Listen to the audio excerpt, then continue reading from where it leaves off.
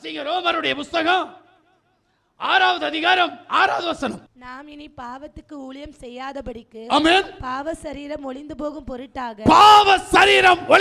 பொருட்டாக நம்முடைய பழைய மனுஷனை அவரோடு கூட சிலுவையில் அறையப்பட்டது என்று அறிந்திருக்கிறோம். ஆமென். இங்க ஒண்ணு செய்யணும், அது உருகுலைந்து போகாமல் இருக்கணும்னா உன்னுடைய சரீரத்தை சிலுவையில் அறையணும். அப்போ உன் ஆசை நிறைவேறாது பார்த்தியா, அப்போ அது உனக்கு கஷ்டமாக இருக்கும் பார்த்தியா, அதுதான் சிலுவையில் அறைவது. சும்மா இல்லை, ஒன்றை கொண்டு போய் 3 ஆணியில் அடித்து தொங்க விடுறதில்லை என் தேவனுடைய சித்தம். அல்லேலூயா. பேதுருவையும் சிலுவையில் தான் அறைய சொன்னாங்க. பேதுரு சொன்னா, ஐயா என் குருவை தலை மேலே காலை கீழே வச்சு சிலுவையில் அரைஞ்சாங்க, அதுபோல் என்ன அறைய வேண்டாம், என்ன செய்யும், தலை கீழாக்கி சிலுவையில் அறையுங்கன்னு சொன்னான். அப்போ உனக்கு மட்டும் சிலுவையை கொடுத்துருவாரா? கொடுக்க மாட்டார். பிரைஸ் இயேசுவா. உன்னை சிலுவையில் அறையிறதில் அவருடைய நோக்கம், நீ சிலுவையில் அறைந்த அனுபவத்தினுடைய ஊடாய் நீ மாறணுன்றது. நம்முடைய ஆசை இச்சைகளை நாம் கொலை செய்கிற போது அந்த சிலுவை மரணம் நமக்கு முன்பாக வருகிறது. நாம செய்ய மாட்டோமே, நம்முடைய ஆசை இச்சைகளை நாம சிலுவையில் அறையிறதே இல்லை. அப்புறம் எப்படி உனக்கு சிலுவை, அந்த சிலுவை தண்டனை உனக்கு எப்படி வரும், அந்த அனுபவம் உனக்கு எப்படி வரும்? கொஞ்சம் யோசித்து பாரு. எல்லா காரியங்களும் கேட்க இன்பமா இருக்கும், ஆனா கிரியைக்குள்ள கடந்து போனாதான் அது அவ்வளவு வேதனை. அல்லேலூயா. ஒரு சம்பவம் உணர்ச்சி வசப்பட்டு செய்து கொண்டிருக்கிற போது அந்த உணர்ச்சி வசப்பட்ட சம்பவத்தை அட்டன் செகண்ட் நிறுத்திக்கிட்டு வேடிக்கை பார்த்துப்பார். அப்ப தெரியும் நீ யாருன்னு. அங்கதான் தெரியும். நிறுத்தணும். நிறுத்த முடியாததை நிறுத்தணும்.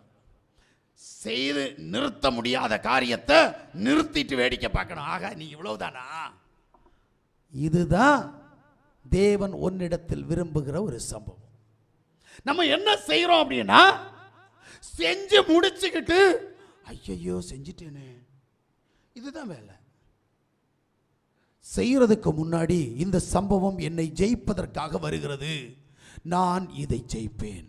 எத்தனை பேருக்கு மனநிலை வருது சொல்லுங்க? என்னைக்காவது ஒரு நாள் ஜெயிச்சிருக்கிறியா? வாழ்க்கையில ஒரு நாள் ஜெயிச்சிருக்கிறியா? இல்லவே இல்லையே. எல்லா நாளும் தோத்துட்டு அதுல ஒரு துக்கம் கொண்டாடிட்டு இருக்கிறோம். என் மாம்சம், என் ஆசைச்ச, ஐயோ இந்த உலகத்தின் அதிபதியாகிய பிசாசானவன் என்னை இப்படி வஞ்சிச்சிட்டானே, இந்த ஒரு செகண்ட்ல நான் ஏமாந்துட்டேனே. இதுதான் அடுத்தவன் மேல பழிய போட்டே நம்ம பாவம் செஞ்சுக்கிட்டு இருக்கிறோம். அல்லேலூயா. 1 பேதுருடைய புத்தகம் 1வது அதிகாரம் 24வது வசனத்தை வாசிங்க. மாம்சமெல்லாம் புல்லை போலவும் மனுஷுடைய மகிமையெல்லாம் புல்லின் பூவை போலவும் இருக்கிறது.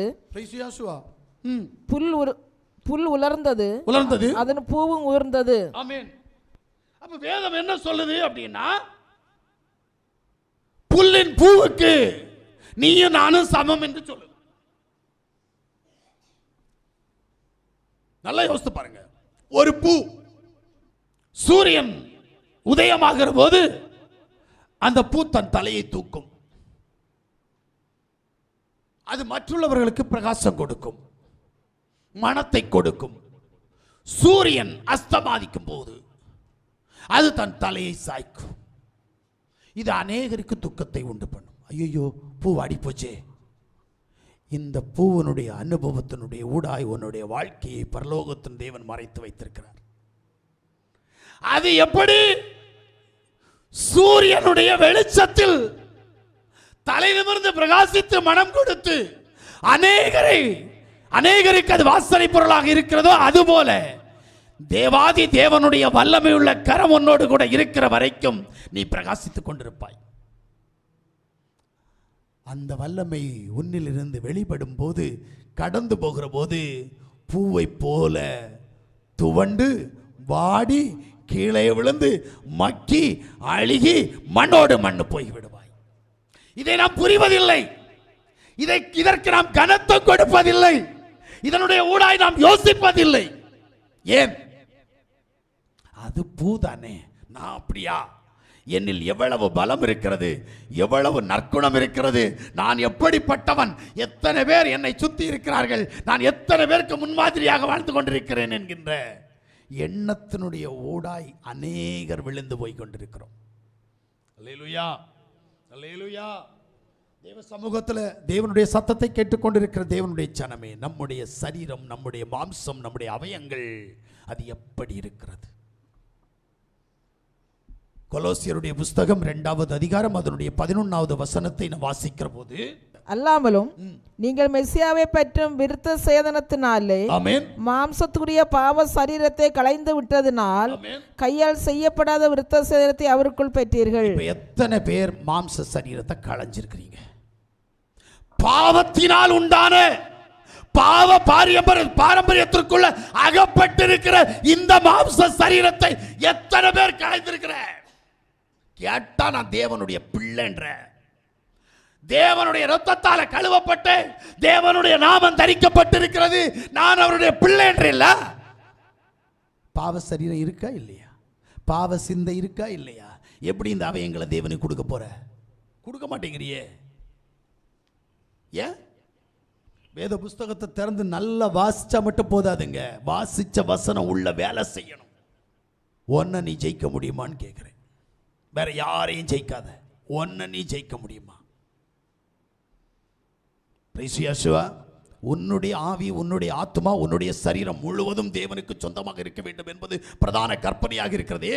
நீ அந்த கற்பனையில் ஒன்றித்திருக்கிறாயா? முதல் கற்பனையில நீ இல்லை, அப்புறம் எப்படி இரண்டாவது கற்பனைக்குள்ள கடந்து போவ? உன்னை நேசிப்பது போல பிறரை நேசிக்கணும்ல, எத்தனை பேர் போவ? அந்த கற்பனைக்குள்ள கடந்து போக முடியாது.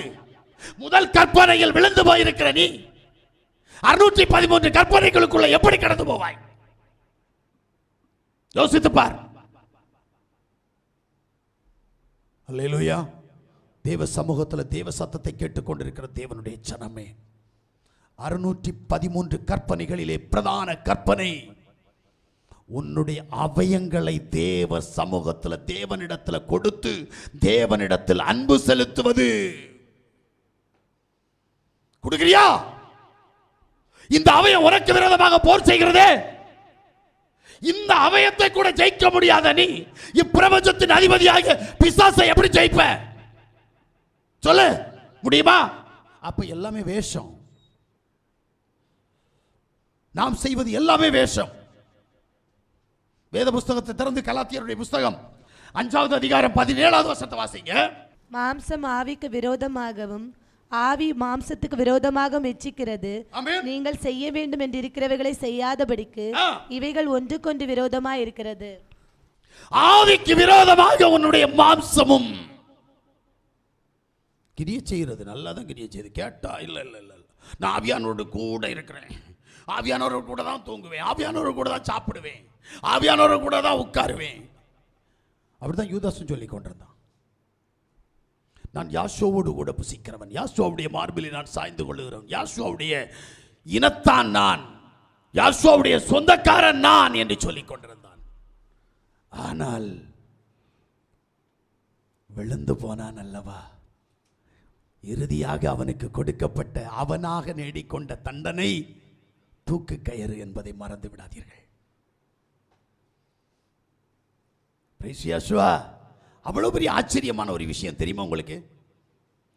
அவன் ஆசைப்பட்ட ஆசை இச்சைக்கு விழுந்தது நிமித்தமாக அவன் தனக்கென்று நேர்ந்து கொண்ட ஒரு சம்பவம், தன்னை வருத்தி கொண்ட ஒரு சம்பவம், தூக்கு கயிறு.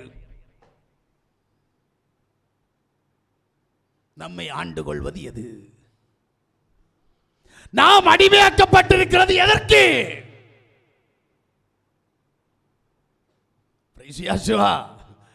நம்ம எல்லாரும் நினைச்சுக்கிட்டு இருக்கிறோம், நாங்க தேவனுடைய பிள்ளை, நான் தேவனோடு கூட இருக்கிறேன், தேவன் என்னோடு கூட இருக்கிறார். ஆமா,